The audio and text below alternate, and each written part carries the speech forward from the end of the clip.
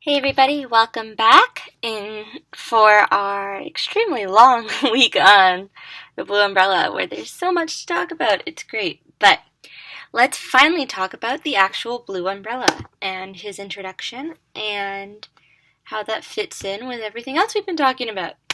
By the way, if you're not caught up, this is Earned Happy Endings. I'm Lily Hillman. This is episode 12 of the Manic Pixar Dream Girl series, and we're talking, as I said, the Blue Umbrella from 2013. Awesome. So let's first talk about what the Blue Umbrella is not. So we're going to talk a bit about tone here, and so we're going to talk about how they set up a juxtaposition to make the Blue Umbrella's introduction all the more significant. So there's a stark contrast to the joy of the city in the presence of the humans, as they kind of have this apparent disregard of all of the city and this ridiculously happy, enchanting city they're a part of. The humans just don't care, and they keep walking through the world, and we, the audience, get no access to the people. And so all we know is that they are walking quickly past this magic, and we get this kind of cynical view of them is reinforced when it starts to rain.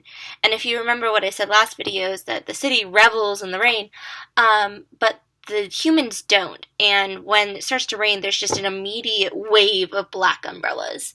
So it's not like they want to dance in it or enjoy it or anything. It's just shelter, keep going. Also, there's a uniformity to it, so they're all the same color umbrella. And it's a very generic, neutral color umbrella. So we have this setup, and it should be noted, though, that the black umbrellas have the same faces as the blue umbrella, but those faces, while they are cartoony, actually reflect what we think these people are feeling, which is this kind of neutral, almost grumpy indifference. And it also is good to notice that these umbrellas hide the human population's faces from us and block them from seeing the fantastical world around them. So because we don't see their faces, we don't engage with them, and we don't engage with their emotions. But it also provides an excuse for why this magical world can occur, because they can't see beyond the scope of their umbrellas. So the world can come to life around them without them noticing, which, if we're following the same rules as Toy Story here, so the magic can exist if they see it.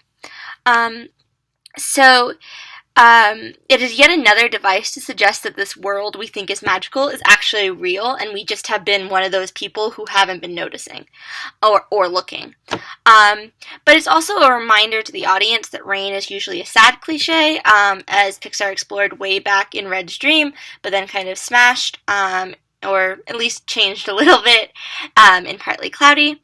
But in this film, it's one of the more charming elements of the film, because it does not take place in the gritty city like Red's Dream. Instead, this is a city that loves the rain rather than hides from it. So this is all set up to the introduction of the Blue Umbrella, who literally pops out of the crowd of black umbrellas and dances above them, reveling in the weather. So the Blue Umbrella is brighter and happier than the commuter umbrellas, and the city of objects loves him for it. He moves past the objects we have seen brought to life, smiling at them about the rain. And they smile back at him and throw water at him, and since he is an umbrella, he loves this water. It is a happy community, and the community element will become key as soon as the conflict arises. For now, though, the city, especially the Blue Umbrella, is joy incarnate, and since it is so real-looking, it leaves the possibility for the audience to imagine their world as having the potential to be equally cheerful, even if they will never see it. Or if they do see it. It's just this idea that the world outside is not the bleak, gritty world we all come to fear, but instead is actually this really happy world where bad things sometimes happen, but overall it's genuinely good. So it's a mix. It's optimism, a little bit naive, but it's happy, and it's interesting, and it's a point of view that's not always taken. Sometimes when we get to serious films, it seems like we always have to be negative, negative, negative. Here they're proving that you can have a really sophisticated film and still be positive. So this sequence also introduces the audience to how music will be used in the short, and it's really important in this one. So in the beginning, we hear only city sounds, and then there are too many syllables here.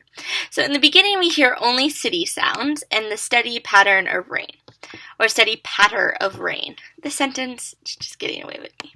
So, in the beginning, we hear only city sounds and then the steady patter of rain. The raindrops slowly take on a rhythm of their own that turns into a background track of music. So just like the faces came out of actual images of the city, the music comes out of the actual noises in a city.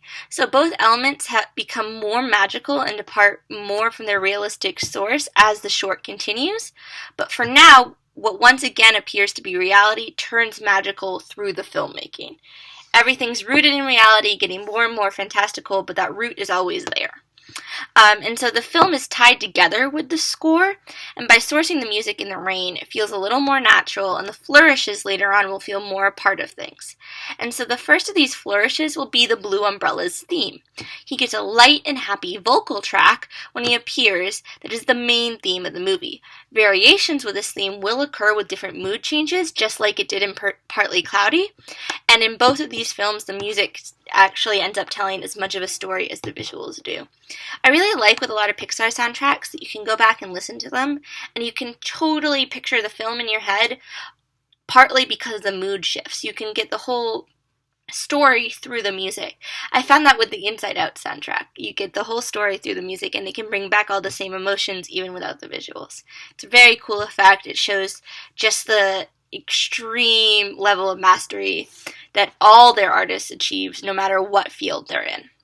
So, it is important that the community gets introduced before the Blue Umbrella's love interest, because in many ways this film is more about the city than the love story. The love story gives motivations for the actions of the community, but ultimately it is the city that makes this film distinct.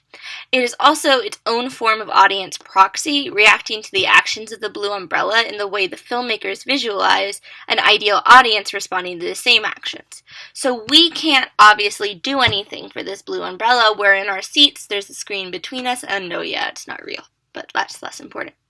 But by giving us a proxy, the filmmakers are trying to figure out what we, based off of our emotions, would want to have happen to this umbrella. So, and the city tries to make it happen, but they don't always achieve what they want, and that'll be an issue later. So the filmmakers ensure this by intercutting all the Blue Umbrella scenes with reaction shots of the various city creatures. So those creatures become our allies in the story, and like I said, they can act on our shared emotions. And we see those emotions through these reaction shots. So later on in the film, we will panic when the Blue Umbrella is helplessly separated from the Red Umbrella in this dramatic sequence meant to raise our anxiety as well. And the difference is that we just sit there and panic, but the city, while they do panic, actually act on the panic and work to save the Blue Umbrella.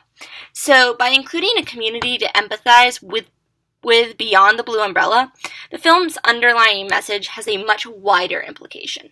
So the love and compassion that defines the Blue Umbrella is actually seen everywhere. The character is not the only creature who is kind and idealistic, the world is as well. Like I said, positivity here. So meanwhile, the underlying goodness causes the creatures to work together and rally around the Blue Umbrella in order to save him. So only after all this does the love story get introduced. And I think we'll talk about that next video. I'm going to pause here. It's about the same length as the others. Give you a breather. Give me a breather. And we'll talk about the love story. So, but this is the tone and the bigger implications are really important here. And so we should be thinking about them as we go, as much as we are thinking about the story and getting swept away. And you'll see why that's kind of a bad pun very soon. All right, come back. We'll talk. It'll be great.